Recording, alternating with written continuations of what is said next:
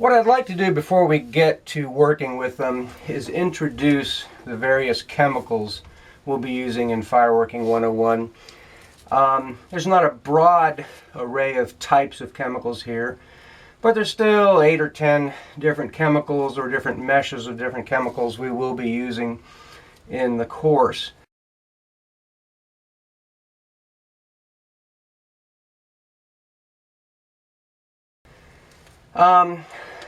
Getting to know the chemicals we're using a little bit is interesting, informative, and also a good idea just to be able to hear about and speak about the chemicals we're using.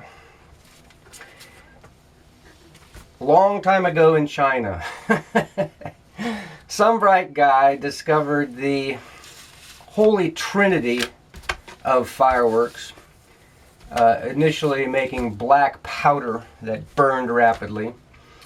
And that trinity is potassium nitrate, KNO3. K stands for potassium, NO3 is nitrate. This is the oxidizer in the mix. It provides the oxygen for the combustion of the mix. Charcoal, just cooked wood, without allowing a lot of oxygen to get to the wood while it's cooked, creates charcoal in fine pulverized form, and sulfur. And so we'll start off talking about those three chemicals specifically, and then we'll discuss the other chemicals that will be involved in the course.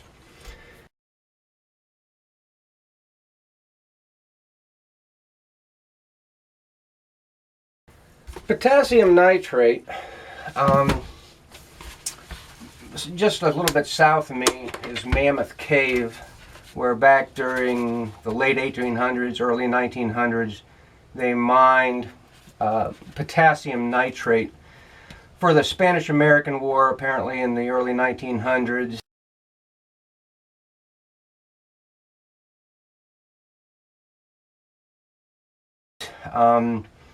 To make black powder for that war. I think they were mining actually calcium nitrate out of the cave and then leaching it out of the rocks into a liquid form, leaching that liquid through wood ashes apparently, which picked up the potassium, maybe traded the potassium for the calcium. I'm not sure exactly what that process was, but they ended up with potassium nitrate, which was used for black powder in the munitions back then. Our potassium nitrate can come in a couple different forms. Quite often we will get a granular crystalline potassium nitrate, a fertilizer grade, or even tech grade can come in this granular crystalline form. It will remind us of table sugar, table salt in its granularity. It's most of this will not pass a 40 or 50 mesh screen. Ideally, and what I'll recommend you purchase, which you can get now commercially from the Fireworks cookbook and other places, is a fine milled potassium nitrate. When I rub this between my fingers, it feels more like talcum powder or white flour in the kitchen. I can feel next to no little bits in the milled potassium nitrate. It's very, very fine and free flowing. This is what we will be using in all of our compositions, our black match composition, black powder composition, star compositions. We'll be using this fine milled potassium nitrate. In order for chemicals to react well together, in general, they need to be in a fine particle form, mixed intimately.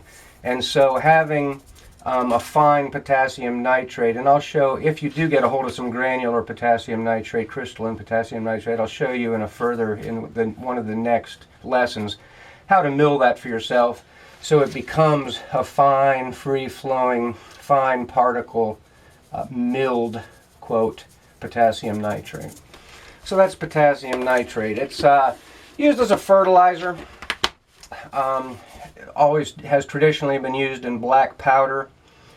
Is not very hygroscopic, doesn't absorb humidity and moisture from the atmosphere. It will burn in a pale lavender color.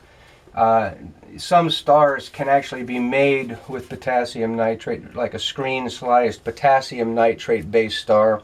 That will burn in a pale whitish lavender color. So there's fine and coarse potassium nitrate. The next major ingredient in black powder or in black match or in our stars that we'll be making is charcoal. Charcoal is made by cooking wood in an oxygen-deprived environment. That cooks off the steam, the moisture content in the charcoal, cooks off a lot of the volatiles, which will cook off and burn off, and what is left is mostly carbon with some other elements and components left in the charcoal. There are a couple different types of charcoal we can get. The first that and most commonly specified and seen charcoal is air float, finely milled, commercial mixed hardwood charcoal. This is made from mixed hardwood trees for the most part. Oaks, ash, poplar, whatever hardwood, maples, whatever hardwood trees they can cut that day, I suppose, and cook. It's a commercial product typically, and does not create an especially fast burning composition when it's made into black powder. It's better for sparks in stars and things like that. It does slow down the composition in black match, and so I do use it in my black match composition. And so this is air float, mixed hardwood, commercial air float charcoal. The other, I would like to mention that in each of my tubs of chemicals, I keep a dedicated little scoop for dosing the chemical when I'm weighing it out for a composition. A dedicated little scoop, even a little paper cup like this, prevents cross-contamination from one tub of chemical to the next. When we are making and desiring hot black powder for lifting shells, for bursting aerial shells, we want a hotter, faster burning black powder than commercial air float will make. We want, once again, an air float charcoal, but this is a hot, what would be called a hot black powder charcoal. Willow, paulownia, eastern red cedar, red alder, I hear, makes a good hot black powder charcoal. Danny Cragen's website, wichitabuggywhip.com, lists tests from many different woods, charcoals, and their performance in black powder.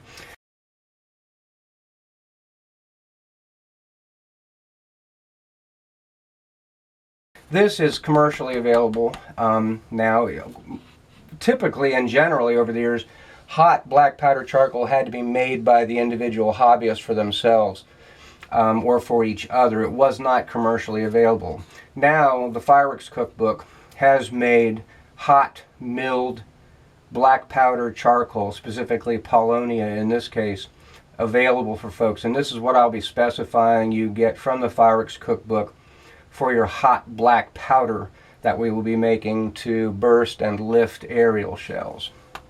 That is also an air float product, hot black powder air float. To create larger, longer hanging sparks than the air float charcoal will make, specifically the commercial air float that we'll be using to make stars, we can get different mesh size charcoals as well. This is 80 mesh. Once again, it's a commercial mixed hardwood charcoal, but it's 80 mesh. This is approximately what will fit through the mesh size of an 80, the mesh openings of an 80 mesh screen. You can see this starts to look granular. You can see the little bits in there, whereas you can't see the little bits in air float charcoal. So this is 80 mesh charcoal. The next step up in particle size, typically that's specified from air float charcoal, would be 80 mesh charcoal. This is 30 to 40, probably 36 mesh charcoal. This would go through a 36 mesh screen opening without any particles being much smaller than that and without any particles being much larger than that. This is a 36 mesh charcoal, which will make a nice long hanging spark in our stars. So I will be specifying in the project these 4 different types of charcoal. Commercial airfloat charcoal, mixed hardwood, commercial airfloat hot black powder charcoal, specifically the Paulownia from the Fireworks cookbook, 80 mesh mixed hardwood charcoal, and 36 mesh mixed hardwood charcoal. We'll be getting all 3, and I'll specify quantities of each of those. Some will be used in much larger quantities than others. I'll be specifying the total quantities for you to get at the beginning of the project, once I get worked through all the projects and determine the total quantities that will be needed. So that's the second component of our holy trinity of black powder: potassium nitrate and charcoal. The third component is sulfur. Sulfur is an interesting, I don't want to cross-contaminate with my spoon. Sulfur is an interesting compound. Heart sulfur blue stars have a lot of sulfur in them. Sulfur burns in a real pretty blue color. I'll post a picture of that in the video.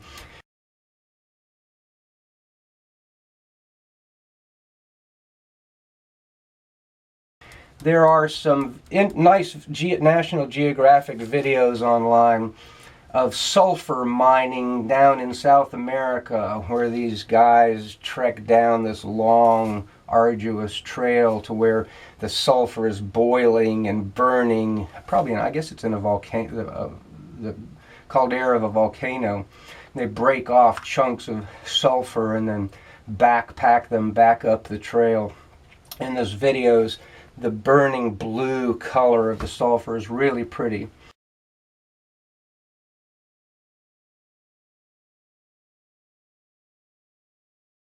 Nowadays, most sulfur, there are piles of it outside facilities that purify natural gas and petroleum, natural oil, petroleum products.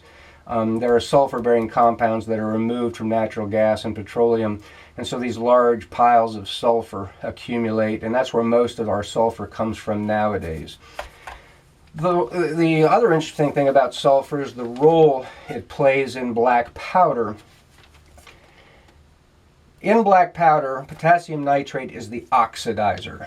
It has so much oxygen in it that when it breaks down and burns, it provides oxygen to feed the flame and keep the fire burning. If you look at the old traditional, got it here somewhere, the old traditional triangle to have a fire,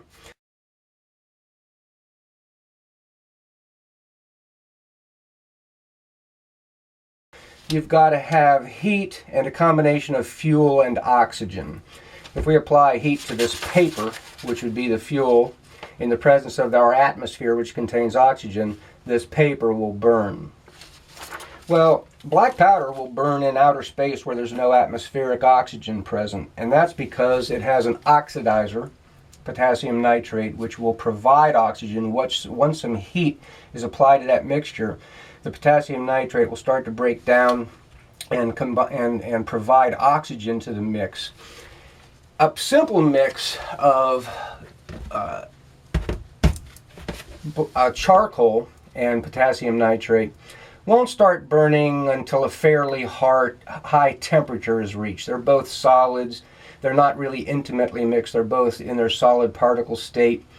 They don't start burning until a fairly high temperature is reached. But when sulfur is added to that mixture, sulfur melts and starts burning at a lower temperature than the charcoal. It'll start melting and burning with the potassium nitrate at a lower charcoal, which then that burning starts burning the charcoal component, and it will start burning at a much lower temperature. So the role of sulfur, and you can study a little bit more about that online, the role of sulfur is simply to lower the ignition and burning temperature of black powder. It'll get the black powder started burning at a lower temperature.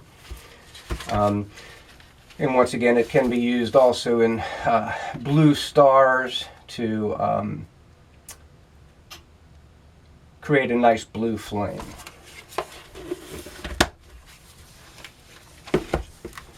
So once we've worked our way through the holy trinity of black powder, charcoal burning compositions, potassium nitrate, charcoal, and sulfur, some other components start to be specified, whether it's for stars or for black match, and those would be binders. In the black match project, I'll be showing the use of Argo laundry starch to bind, glue the black powder to the string in the black match. This is a corn-based starch product. Dextrin is most traditionally specified here in the West. Over in the East, China and Japan, they use soluble glutinous rice starch. But here in the West, Italy, France, England, United States, Malta, we use a lot of dextrin. Dextrin is a converted cornstarch, converted with heat and an acid, which converts it to a it's now less of a starch and more of a dextrin. And there's a lot of different kinds of dextrin. It's like a purified sugar. Dextrin. This stuff gets very sticky when it's wet. So once again, a very, very fine powder. The Argo laundry starch is a pretty fine white powder.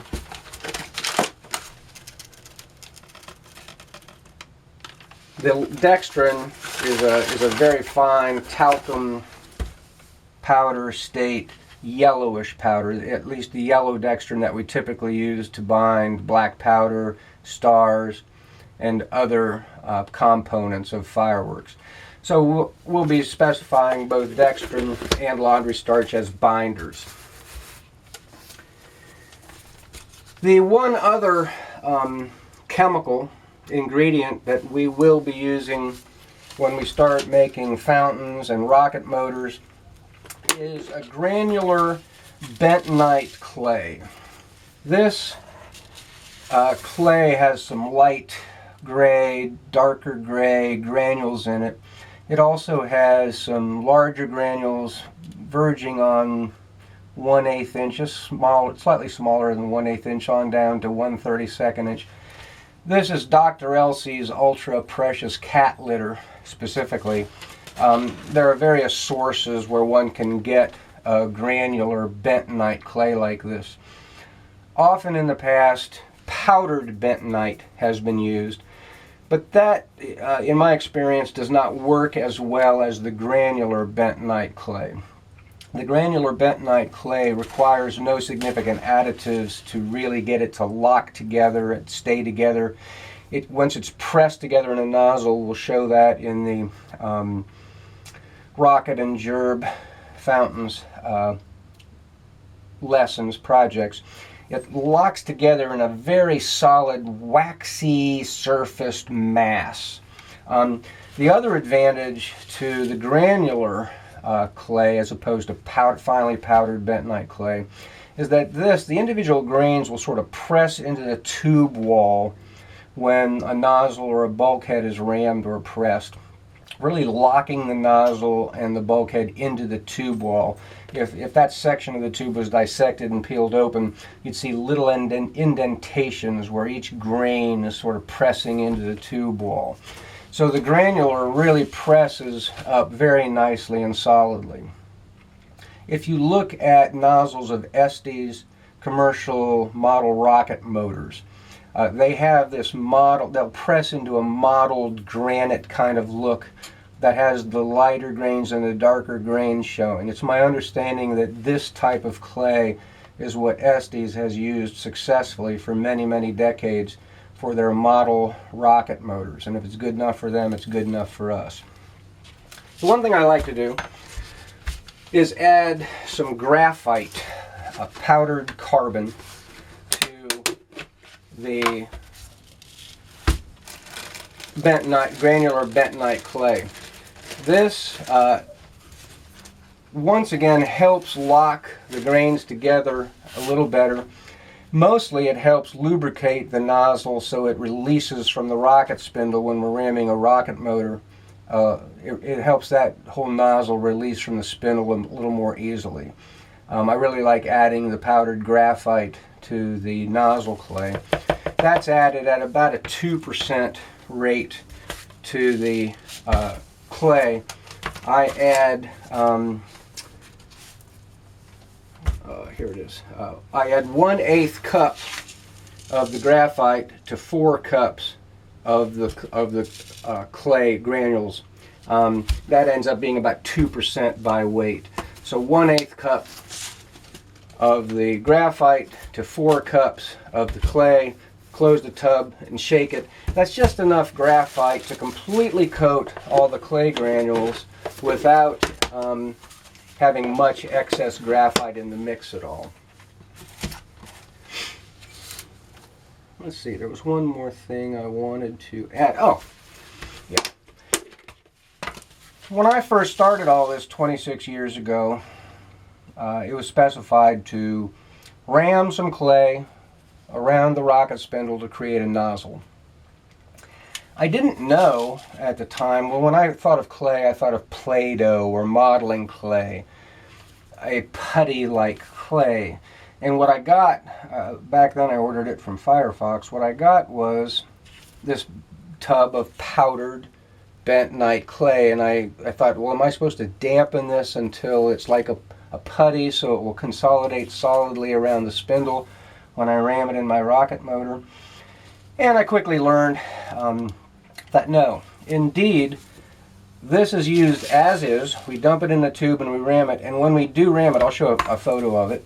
When we do ram it or press it with a hydraulic press or some other sort of press, it consolidates all on its own into a solid mass. The grains change shape slightly under pressure, they lock together, and we get a very solid nozzle or bulkhead when this is just hand rammed or pressed. So nothing else needs to be done to this clay in order to have it pressed solidly, except that I do add the graphite. Many of us add graphite to the clay in order to lubricate it just a little bit.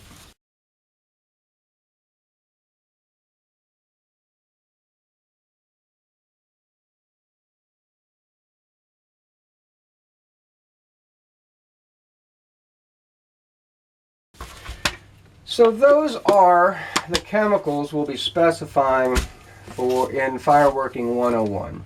Potassium nitrate, charcoal, and sulfur, and the different grades of charcoal: the air float commercial charcoal, mixed hardwood charcoal, the air float hot black powder charcoal, like the Polonia that the Fireworks cookbook sells, sulfur, the binders, dextrin and laundry starch, and the clay litter, and the graphite to coat it. I do have a tub of the graphited clay here.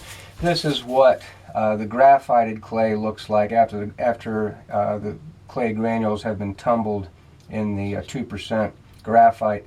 Comes out, each grain looks sort of shiny and black. It almost looks like black powder, but in fact it is just graphited bentonite clay granules. So that's an overview of the chemicals we'll be using in the complete Fireworking 101 course. I'll provide a materials list once I work my way through all the projects and determine in total how much of each chemical is used. I'll provide an overall materials list for sort of a kit that can be purchased to complete the course and have at least as much of each chemical as you'll need. The next projects will detail, if you do end up with some coarse potassium nitrate, how to use a simple, inexpensive machine to pulverize that into a fine potassium nitrate. And then we'll focus on weighing these chemicals, screen mixing them in order to make a composition from them, and then actually making something from them.